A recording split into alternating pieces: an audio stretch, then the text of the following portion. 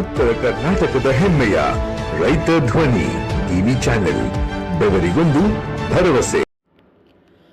ರಾಜ್ಯ ಸರ್ಕಾರದ ವಿರುದ್ಧ ಬಸವರಾಜ ಬೊಮ್ಮಾಯಿ ವಾಗ್ದಾಳಿ. ಹೌದು, ಗದಗದಲ್ಲಿ ಮಾತನಾಡಿದ ಮಾಜಿ ಮುಖ್ಯಮಂತ್ರಿ ಬಸವರಾಜ ಬೊಮ್ಮಾಯಿ, ರಾಜ್ಯದಲ್ಲಿ ಕಾನೂನು ಸುವ್ಯವಸ್ಥೆ ಸಂಪೂರ್ಣ ಹದಗೆಟ್ಟಿದ್ದು ಡ್ರಗ್ಸ್ ನಿಯಂತ್ರಣದಲ್ಲಿ ಸರ್ಕಾರ ವಿಫಲವಾಗಿದೆ ಎಂದು ಆರೋಪಿಸಿದರು. ಡ್ರಗ್ಸ್ ಜಾಲಕ್ಕೆ ಪೊಲೀಸ್ ಇಲಾಖೆಯ ಕೆಲವರು ಶಾಮೀಲಾಗಿರುವ ಅನುಮಾನ ವ್ಯಕ್ತಪಡಿಸಿದ ಅವರು, ಶಾಲೆ ಕಾಲೇಜುಗಳಿಂದ ಜೈಲುಗಳವರೆಗೆ ಡ್ರಗ್ಸ್ ಜಾಲ ವ್ಯಾಪಿಸಿದೆ ಎಂದರು.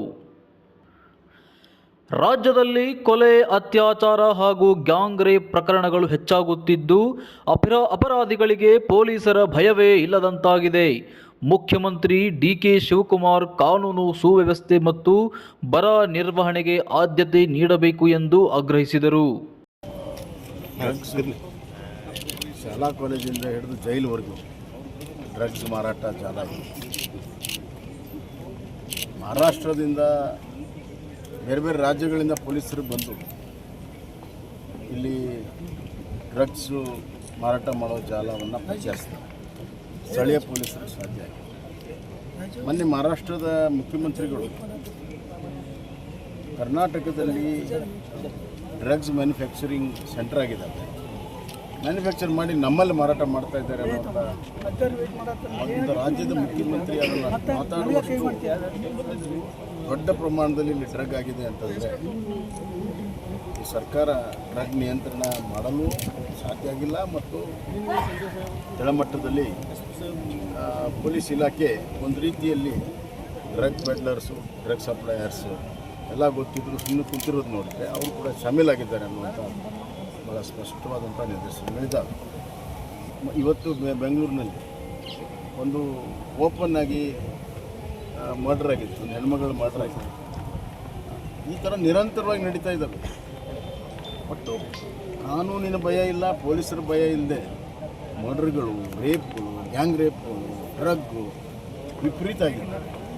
ಆದ್ದರಿಂದ ಮುಖ್ಯಮಂತ್ರಿಗಳು ಬೇರೆ ಎಲ್ಲ ಕೆಲಸ ಬಿಟ್ಟು ಎರಡು ಕೆಲಸ ಮಾಡಬೇಕು. ಒಂದು ಬರ ನಿರ್ವಹಣೆ ಮಾಡಬೇಕು, ಇನ್ನೊಂದು ಕಾನೂನು ಸುವ್ಯವಸ್ಥೆ ನಿರ್ವಹಣೆ ಮಾಡಬೇಕು.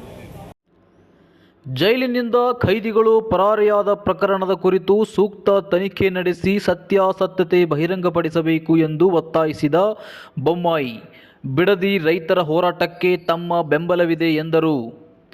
ಬಿಡದಿ ಟೌನ್ಶಿಪ್ ಯೋಜನೆ ಕುರಿತು ಪ್ರತಿಕ್ರಿಯಿಸಿದ ಅವರು, ಮುಖ್ಯಮಂತ್ರಿ ಡಿಕೆ ಶಿವಕುಮಾರ್ ಪ್ರತಿಷ್ಠೆಯ ರಾಜಕಾರಣ ಮಾಡುತ್ತಿದ್ದು ಕುಮಾರಸ್ವಾಮಿ ಅವರ ಯೋಜನೆಯನ್ನು ಮುಂದುವರಿಸಲು ಏಕೆ ಆಸಕ್ತಿ ತೋರಿಸುತ್ತಿದ್ದಾರೆ ಎಂದು ಖಡಕ್ ಪ್ರಶ್ನೆ ಮಾಡಿದರು. ಬಿಡದಿ ಹೋರಾಟಕ್ಕೆ ನೀವು ಹೋಗಿಲ್ಲ? ಇಲ್ಲ, ಬಿಡದಿ ಹೋರಾಟಕ್ಕೆ ಎಲ್ಲರೂ ಹೋಗಿದ್ದಾರೆ. ಇಲ್ಲಿ ನನ್ನ ಕ್ಷೇತ್ರದಲ್ಲಿ ಪೂರ್ವ ನಿಯೋಜಿತ ಕಾರ್ಯಕ್ರಮ ಇದೆ. ಇದು KLE ಸೊಸೈಟಿ ಭಾಳ ಉತ್ತಮವಾದಂಥ ಕೆಲಸ ಹಾಕ್ಕೊಂಡಿದ್ದಾರೆ. ಸುಮಾರು 8,000 ಜನರಿಗೆ ಟ್ರೀಟ್ಮೆಂಟ್ ಕೊಡುವಂಥ ದೊಡ್ಡ ಕ್ಯಾಂಪ್ ಇದೆ. ಅದಕ್ಕಾಗಿ ನಾನು ಬಂದಿದ್ದೀನಿ. ನಮ್ಮ ವಿಚಾರಗಳೆಲ್ಲ ಹೇಳಿದ್ದೇವೆ, ಈಗಾಗಲೇ ಅಲ್ಲಿ ಏನು ಹೇಳಬೇಕೆಲ್ಲ ಹೇಳಿದ್ದೀವಿ. ಅದಕ್ಕಿಂತ ಹೆಚ್ಚಾಗಿ ಆ ರೈತರ ಜೊತೆಗೆ ನಾವಿದ್ದೇವೆ. ಸರ್, ನೀವು ಬರ್ತಾರಂತ ಹೇಳಿದ್ರು ಸರ್ ನಿಮ್ಮ ವಿಜಯೇಂದ್ರ ಅವರು. ಸೊ ನಮ್ಮ ಒಟ್ಟಾರೆ ಕಾನೂನು ಸುವ್ಯವಸ್ಥೆ, ಡ್ರಗ್ಸ್ ಜಾಲ, ಬಿಡದಿ ಟೌನ್ಶಿಪ್ ಸೇರಿದಂತೆ ಹಲವು ವಿಚಾರಗಳಲ್ಲಿ ರಾಜ್ಯ ಸರ್ಕಾರದ ವಿರುದ್ಧ ಮಾಜಿ ಮುಖ್ಯಮಂತ್ರಿ ಬಸವರಾಜ ಬೊಮ್ಮಾಯಿ ತೀವ್ರ ವಾಗ್ದಾಳಿಯನ್ನು ನಡೆಸಿದರು. ಈ ಬೆಳವಣಿಗೆಗಳ ಕುರಿತು ಸರ್ಕಾರದ ಪ್ರತಿಕ್ರಿಯೆ ಏನಿರಲಿದೆ ಎಂದು ಕಾದು ನೋಡಬೇಕಿದೆ. ಇನ್ನೂ ಹೆಚ್ಚಿನ ಸುದ್ದಿಗಳಿಗಾಗಿ ರೈತ ಧ್ವನಿ ನ್ಯೂಸ್ ಟಿವಿ ಚಾನೆಲ್ ಅನ್ನು ಸಬ್ಸ್ಕ್ರೈಬ್ ಮಾಡಿ.